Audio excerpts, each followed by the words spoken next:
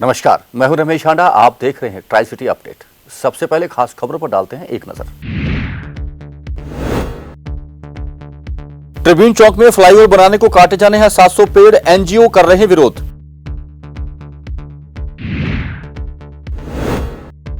पंचकुला की बुड्ढनपुरा कॉलोनी में जुआ, सट्टा और अवैध शराब का चल रहा धंधा, पुलिस ने मूंदी आंखें। और 8 जनवरी को होगा चंडीगढ़ के अगले मेयर का चुनाव, शक्ति देवशाली और सिद्धू के नामों की चर्चा। और अब खबरें विस्तार से। ट्रिब्यून चौक पर बढ़ते ट्रैफिक को देखते हुए फ्लाईओवर बनाया जाना है, जिसे लेकर इससे पहले भी विवाद होता रहा है, लेकिन अब एक बार फिर फ्लाईओवर बनाने की दिशा में काम शुरू हो गया है, जिसे लेकर वहां आसपास लगे 700 पेड़ों को काटा जाना है। इन पेड़ों को काटे जाने का विरोध भी शुरू हो गया है। इसी के चलते आज एक एनजीओ ने ट्रिब्यून चौक पर पहुंचकर कड़ा विरोध जताया।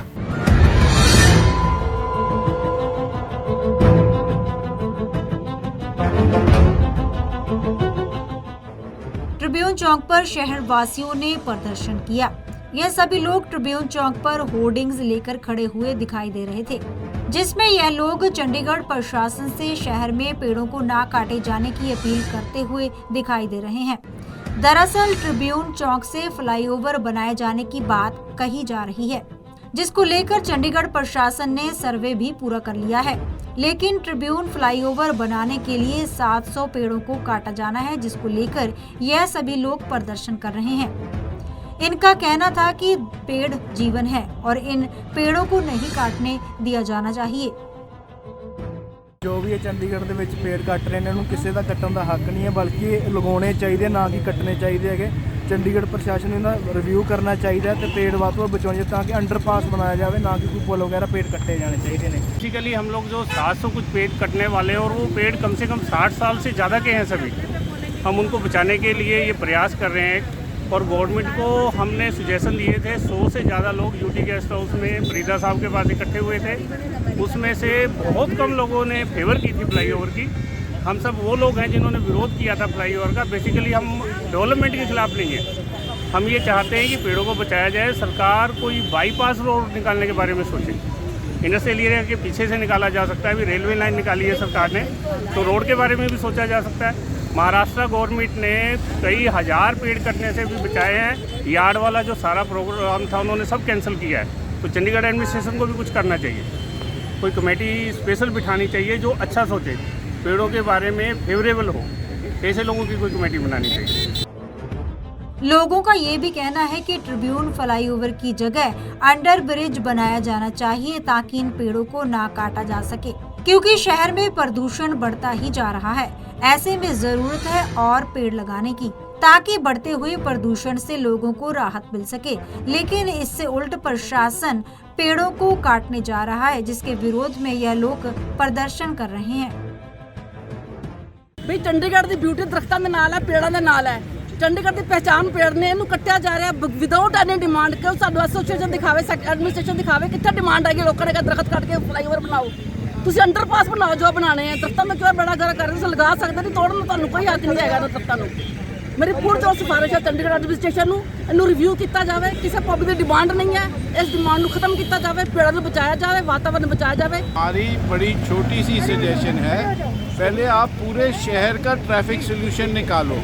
ये पीस मील आइसोलेशन में काम ना करे, पूरे शहर का सोल्यूशन निकालो। कितने फ्लाईओवर बनेंगे और इसका इम्पैक्ट फाइनेंशियल क्या होगा, नेचर का क्या होगा, सिटी के एस्थेटिक्स पे क्या होगा, फिर आपने जो भी एक्शन लेना है लो।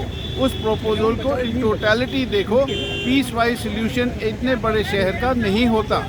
अगर पहले एक सेक्टर डिज़ाइन करते तो ये शहर बिल्कुल ख़राब हो जाता। It has to be a total solution. पेड़ तो बिल्कुल ही नहीं कटने चाहिए। हमको एक ऑल्टरनेटिव सोचना पड़ेगा, एक दूसरी सड़क निकालनी पड़ेगी, ताकि हम ट्रैफिक यहाँ थोड़ा सा कम कर सकें। मैं डायरेक्टर हूँ आशियाना पब्लिक स्कूल और डॉटर्स आशियाना का, एंड हम बच्चों को ये सिखाते हैं कि बिल्कुल पेड़ नहीं कटने चाहिए और पेड़ लगाओ। हर बच्चे को हर साल अपने बर्थडे पे एक पेड़ लगाना चाहिए। और ये बच्चे क्या देख रहे हैं हमारे चंडीगढ़ में कि पेड़ों काटो, पेड़ काटो। गवर्नमेंट की रिस्पॉन्सिबिलिटी है कि पेड़ और लगाओ, पेड़ काटने की रिस्पॉन्सिबिलिटी नहीं है। आपको बता दें कि चंडीगढ़ में ट्रैफिक बढ़ता ही जा रहा है और इसको लेकर यह मांग उठी थी कि ट्रिब्यून चौक से फ्लाईओवर बनाया जाना चाहिए ताकि जो ट्रैफिक दिल्ली की तरफ जाता है वह फ्लाईओवर से सीधा निकल जाए। और यह ट्रिब्यून फ्लाईओवर को बनाने से पहले कई बार विवाद भी हो चुका है और इसको लेकर हाई कोर्ट में एक पिटीशन भी डाली गई थी।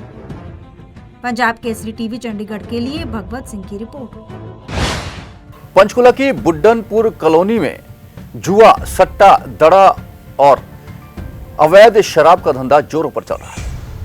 यहाँ सुबह शाम ये धंधा चलता है। यही नहीं, कॉलोनी के एक घर को जुआ खाना में तब्दील कर दिया गया है। ऐसा नहीं कि पुलिस नहीं जानती, यह सारा धंधा पुलिस की देखरेख में और मिलीभगत से हो रहा है। आसपास रहने वाले लोग इस धंधे से खासे परेशान हैं, जिन्होंने इसकी शिकायत भी कई बार पुलिस को की, लेकिन पुलिस घूस के बोझ तले दबी हुई है।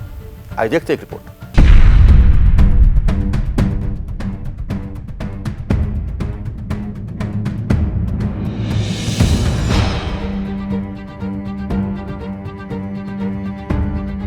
पंजाब केसरी की टीम ने किया एक और खुलासा।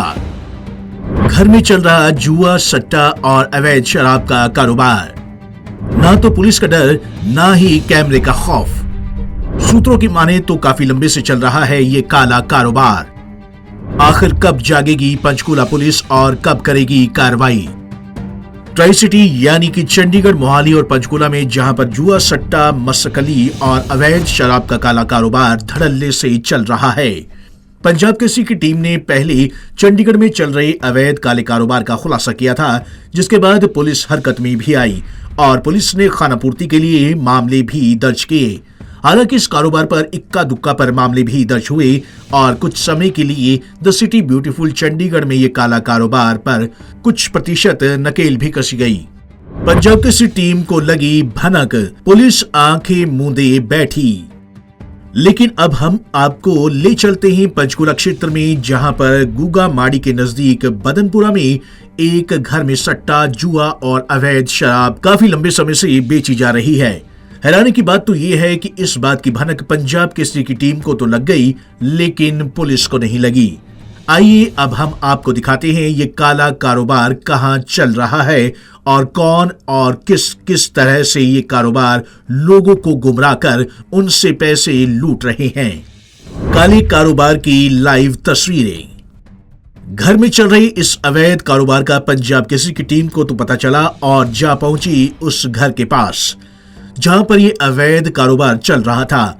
सुनसान सी गली और गली के साथ एक कमरा जहां पर टेबल कुर्सियां रखी हुई है और सामने बैठे दो व्यक्ति एक हाथ से सट्टे की पर्ची लिख रहे थे और दूसरे हाथ से पैसे बटोर गुल्लक में डाल रहे थे। इतना ही नहीं, लोग 10 का 100 बनाने के चक्कर में अपनी रोज की कमाई लुटाने पहुंचते थे और लुट कर भी जाते थे।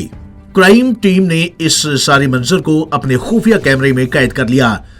सस्ती अवैध शराब भी बेची जा रही थी। हैरानी की बात तो यह है कि उसी कमरे में सस्ती और अवैध शराब बेची जा रही थी। अब न जाने ये शराब कैसी थी, क्योंकि जो शराब बाहर महंगी बिक रही हो तो कैसे उस शराब को सस्ते बेच सकते हैं? कहीं ऐसा तो नहीं ये शराब मिलावटी हो? क्राइम टीम ने वहां से शराब भी खरीदी, लेकिन उन्हें ना तो पुलिस का डर था, ना ही कोई कैमरे का खौफ।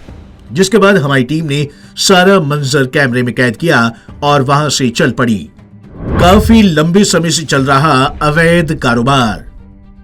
हैरानी की बात तो यह है कि बुडनपुरा में ये अवैध काला कारोबार काफी लंबे समय से चला आ रहा है, क्योंकि आसपास के लोग भी इससे परेशान हैं, क्योंकि हर वक्त आवाजाही लगी रहती है। यहाँ तक कि लोग शराब खरीदने के बाद शराब भी उसी घर के बाहर खड़े होकर पीते हैं, जिससे आसपास के लोगों को परेशानी और दिक्कतों का सामना करना पड़ता है। सब कुछ पता होने के बावजूद भी इनकी शिकायत करने से डरते हैं, क्योंकि इन कारोबारियों के हाथ बदमाशों के साथ भी जुड़े होते हैं, जिसके चलते ये लोग अपनी चुप्पी साध लेते हैं और अपना रास्ता ही बदल लेते हैं। वहीं थाना पुलिस की मिली भगत भी साथ होती है, तभी ये काला कारोबार लंबे समय से चल रहा है। अब ना जाने ये काले कारोबारी पुलिस को क्या लुभावन देते हैं, जिसके चलते ये कारोबार बिना किसी खौफ से चलता है। आखिर कब टूटेगी पुलिस की नींद? हैरानी की बात तो यह है कि पंचकुला में ऐसे कई थाना क्षेत्र हैं ऐसे कई जगह हैं जहां पर शराब, जुआ, सट्टा, अवैध कारोबार चल रहा है, जिसके बारे में पुलिस भी जानती है, लेकिन ना जाने किन कारणों से उन पर कार्रवाई नहीं करती। यूं तो इक्का दुक्का पर कार्रवाई कर पुलिस अपनी खानापूर्ति कर लेती है, लेकिन बता दें कि पंचकूला में भी कई ऐसी खुफिया एजेंसी है जो इन पर नकेल कसने के लिए बनाई गई है। ना जाने उन खुफिया एजेंसियों को भी क्या हो गया है जो इन कारोबारियों पर नकेल नहीं कस रही, और थाना पुलिस का तो क्या कहें। बहरहाल पंजाब केसरी की टीम ने काफी लंबे समय से चल रहे काले कारोबार का खुलासा तो कर दिया है, लेकिन अब देखना यह होगा कि क्या थाना पुलिस इन पर नकेल कस पाएगी या फिर इस अवैध धंधे को बंद करेगी, या फिर खानापूर्ति के लिए मामला दर्ज कर अधिकारियों की आंखों में धूल झोंक देगी। पंजाब केसरी टीवी चंडीगढ़ के लिए कुलदीप कुमार की रिपोर्ट। चंडीगढ़ नगर निगम के अगले मेयर का चुनाव 8 जनवरी को होगा, जिसके लिए पर्यवेक्षक मनोनीत पार्षद अजय दत्ता को बनाया गया है। उन्हीं की देखरेख में अब मेयर का चुनाव होगा। इस बार भी कई नामों की चर्चा मेयर पद के लिए है, जिसमें भाजपा के मुख्य दावेदार शक्ति देवशाली और महेश इंदर सिद्धू को बताया जा रहा है। पंचकुला नगर निगम के चुनावों को लेकर भाजपा ने अपना संकल्प पत्र जारी कर दिया है, जिसे विधानसभा अध्यक्ष और पंचकुला के विधायक ज्ञानचंद गुप्ता ने जारी किया। उन्होंने कहा कि 6 साल में 3900 करोड़ के प्रोजेक्ट वह पंचकुला में लेकर आए। उनका दावा है कि यदि भाजपा पुनः नगर निगम में आती है तो ये विकास के काम जारी रहेंगे। नगर निगम चुनाव की तारीख जैसी जैसी नजदीक आ रही है, वैसे वैसे सियासी सरगर्मियां तेज होती जा रही हैं। इसी को लेकर पंचकूला में शनिवार को हरियाणा विधानसभा के अध्यक्ष ज्ञानचंद गुप्ता की अध्यक्षता में भाजपा ने अपना संकल्प पत्र जारी किया। भाजपा कार्यालय में इस अवसर पर भाजपा मेयर प्रत्याशी कुलभूषण गोयल, जिलाध्यक्ष अजय शर्मा व अन्य भाजपा के पदाधिकारी उपस्थित रहे। ज्ञानचंद गुप्ता ने कहा कि भारतीय जनता पार्टी पंचकूला के द्वारा जो संकल्प पत्र जारी किया गया है, इस संकल्प पत्र के 2 भाग है। एक में हमने काम किया है, उन कामों की सूची, उन कामों का वर्णन है, जबकि दूसरे में आने वाले 5 साल के लिए हमारा पार्टी का विजन है। एक तो जो हमने काम किया है, उन कामों की सूची, उन कामों का वर्णन इस संकल्प पत्र के अंदर दिया है।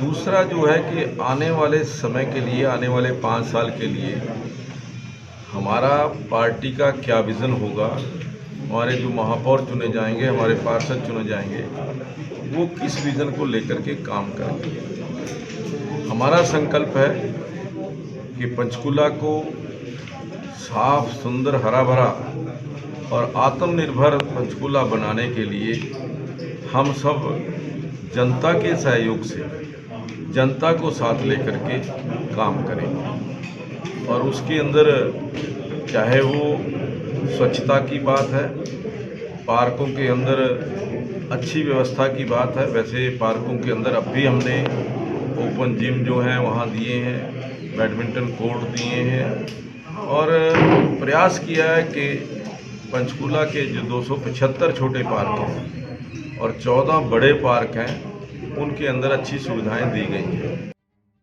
इस मौके पर भाजपा मेयर प्रत्याशी कुलभूषण गोयल ने कहा कि हम पंचकूला को एजुकेशन हब बनाएंगे ताकि हर बच्चे को बेहतर से बेहतर शिक्षा मिले।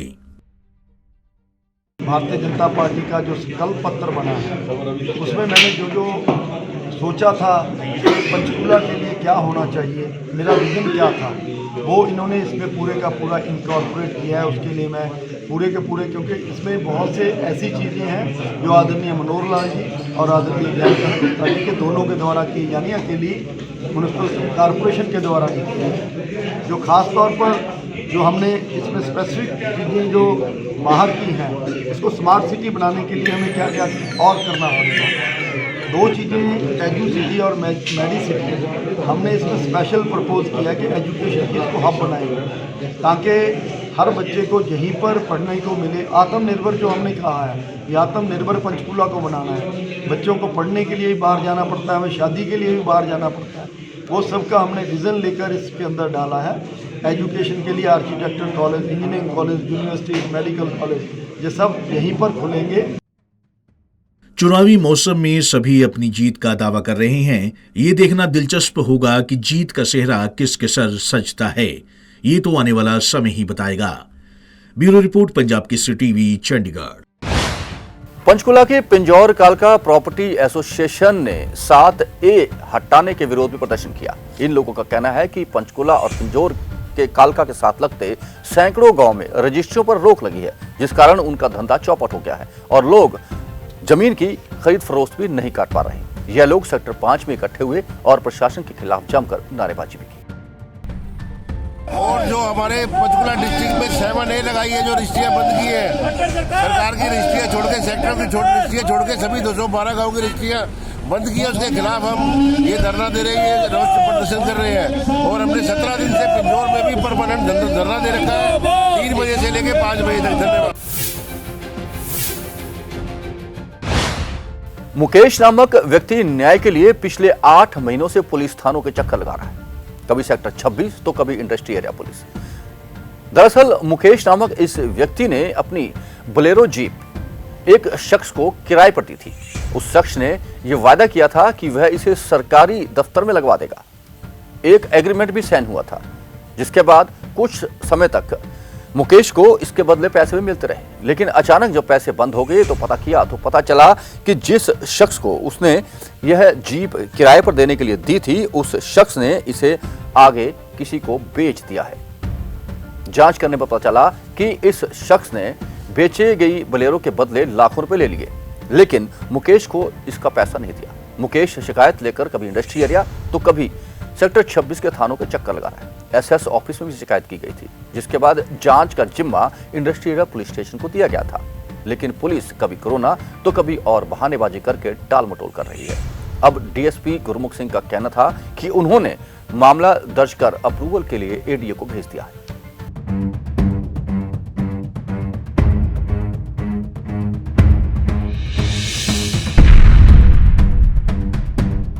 अपनी मेहनत से एक रुपया जोड़कर गाड़ी लेने वाला युवक अब ऑटो चलाने को मजबूर है, जो चंडीगढ़ पुलिस से इंसाफ की गुहार लगा रहा है। जी हां, हम बात कर रहे हैं चंडीगढ़ के industrial area phase 1 police station की, जहां पर एक युवक ने शिकायत दी थी कि उसकी बोलेरो गाड़ी जो उसने किस्तों पर अभी खरीदी ही थी, उसे दिनेश नाम के व्यक्ति ने धोखे से पंचकूला के सरकारी विभाग में लगवाने के बहाने ले ली है और उसे 50,000 रुपए प्रतिमाह देने का लालच दिया।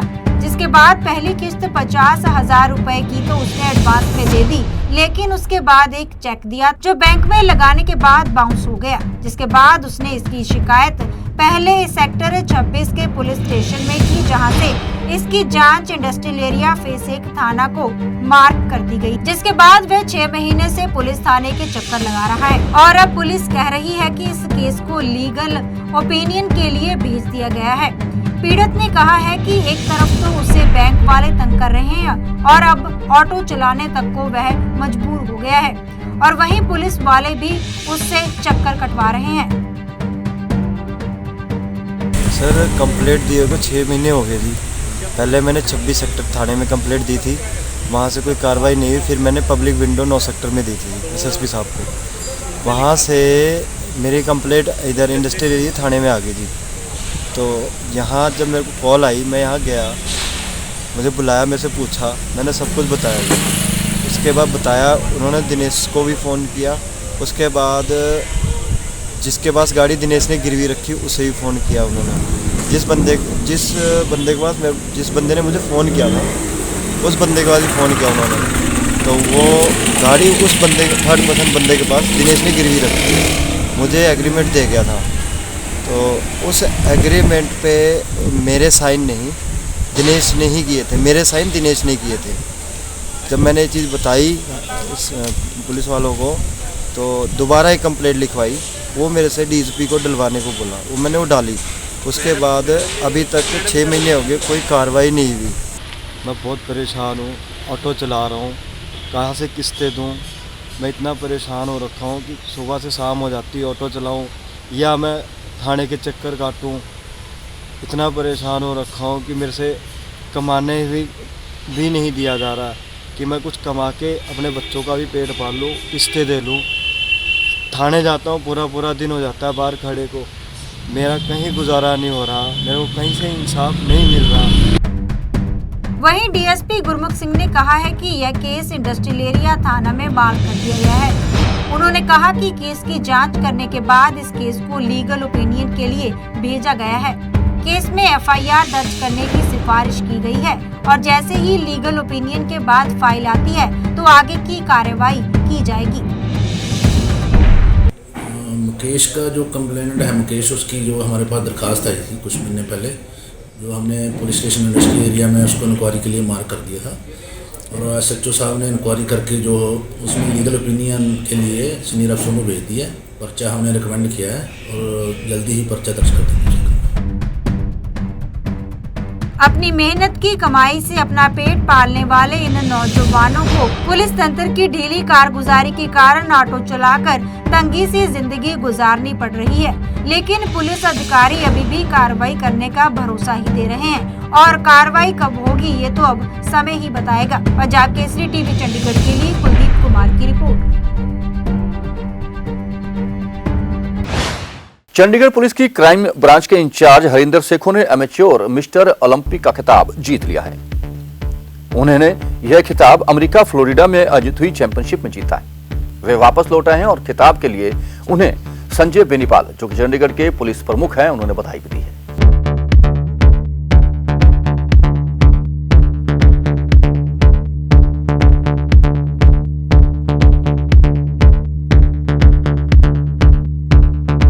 क्राइम ब्रांच इंचार्ज ने amateur mister Olympia body building में गोल्ड जीता है। दरअसल अमेरिका ऑरलैंडो फ्लोरिडा में आयोजित amateur mister Olympia body building tournament में चंडीगढ़ की क्राइम ब्रांच के इंस्पेक्टर हरिंदर सिंह सेखू ने गोल्ड मेडल हासिल किया है। 15 दिसंबर को आयोजित इस प्रतियोगिता में हरिंदर सिंह ने 53 देशों के एथलीट को पछाड़कर मेडल हासिल किया है। इस कामयाबी पर यूटी के डीजीपी संजय बेनीवाल ने हरिंदर सेखों को बधाई देते हुए उनकी मेहनत को सराहा। मूल रूप से पंजाब के जिला पटियाला के निवासी हरिंदर सेखों ने 30 सितंबर साल 1997 में चंडीगढ़ पुलिस में बतौर एएसआई भर्ती हुए थे। उन्हें स्कूल के समय से ही एथलीट बनने का शौक था और महज 16 वर्ष की आयु में 1994 में पटियाला स्थित स्कूल की ओर से ओपन नेशनल मेडल जीता। अभ्यास के दौरान उनकी डिस्क डैमेज हुई और डॉक्टरों की सलाह पर जिम करना शुरू किया। इसके बाद उन्होंने लगातार कई मेडल अर्जित किए। पंजाब केसरी टीवी चंडीगढ़ के लिए कुलदीप कुमार की रिपोर्ट।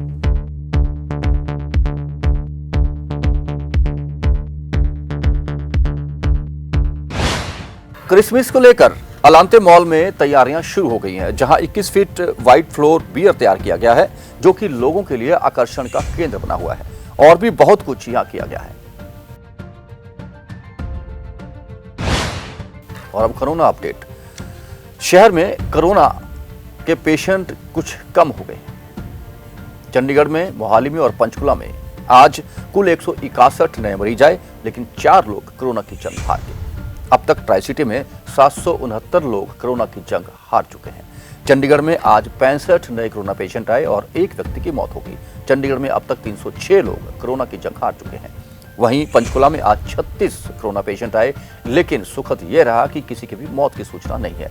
पंचकुला में अब तक 138 लोग कोरोना से जान गंवा चुके हैं। मोहाली में आज 60 नए कोरोना पेशेंट आए और 3 लोगों की कोरोना से मौत हो गई। मोहाली में अब तक 325 लोग कोरोना का शिकार हो चुके हैं। आप भी अगर कोरोना से बचना चाहते हैं तो अपनी सुरक्षा खुद कीजिए। मास्क पहनकर रखें, सोशल डिस्टेंसिंग बना के चलें और बार बार हाथ मुंह धोते रहें। और मौसम, ट्राई सिटी में अधिकतम तापमान 16 डिग्री सेल्सियस रिकॉर्ड किया गया। वहीं न्यूनतम तापमान कुछ बढ़कर 6 डिग्री तक पहुंच गया है, लेकिन यह भी सामान्य से 1 डिग्री कम है। आने वाले 24 घंटों में अनुमान है कि धूप तो खिली रहेगी, लेकिन सर्द हवाएं चलेंगी और रात के तापमान में कोई खास अंतर नहीं आएगा। मौसम में नमी की मात्रा भी 50% रही।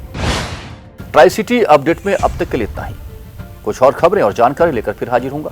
तब तक के लिए रमेश शांडा को दीजिए इजाजत। नमस्कार।